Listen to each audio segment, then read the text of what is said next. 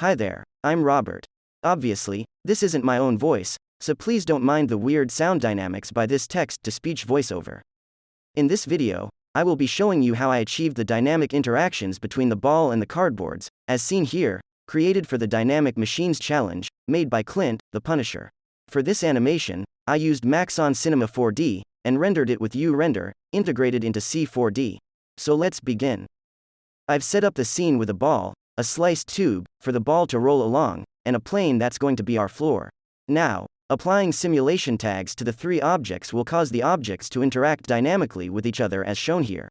I've applied collider body tags to the floor and the tube, and a rigid body tag to the ball. We see that the ball simply falls on and along the tube, and then, onto the floor. Now, to get the tube to wobble when it collides with the ball, a rigid body tag must be applied to the tube instead of a collider body tag. Let's delete the collider body tag, and replace it with a rigid body tag.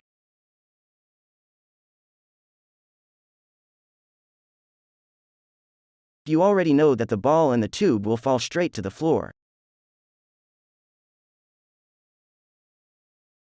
Now, in the Force tab of the Dynamics tag, on the tube, you see the follow position, and follow rotation, and its values set at 0. These values determine how strong the tube will remain, at its initial position and rotation, as it collides with the ball. See here, at values 0, the tube leaves its initial position, and falls straight to the floor, as you would expect a rigid body to do. Let's increase the follow position value to 3 and see what happens.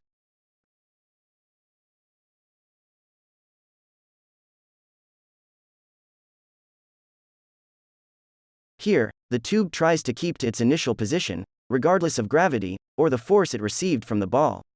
While, at follow rotation value 0, the tube just rotates frantically, in the direction forced by the movement of the ball. Now you see what is being done here. What we want is the tube to remain at its position, somewhat like a collider body would do, but also to have a bit of rotation during collision with the ball. We set the follow position value to its max, at 100. This will keep the tube at its initial position. And, depending on how much rotation is needed, we set values for the follow rotation. Let's set follow rotation to 100 and see what happens.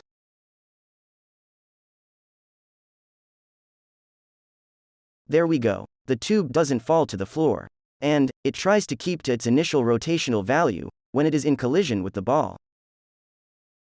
Now, to increase the rotation effect that the ball applies to the tube, we decrease the follow rotation value.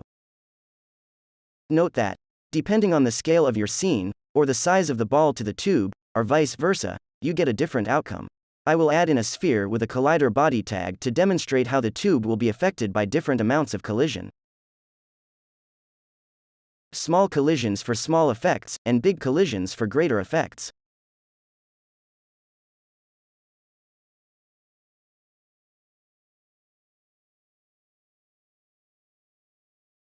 Now let's set the follow rotation value to 20.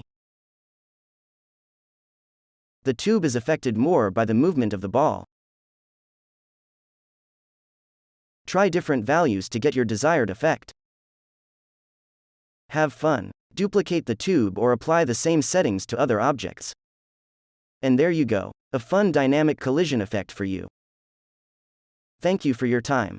Please support by subscribing to my channel, and hit the notification icon so you don't miss out on any of this type of videos from me. Cheers, and stay safe.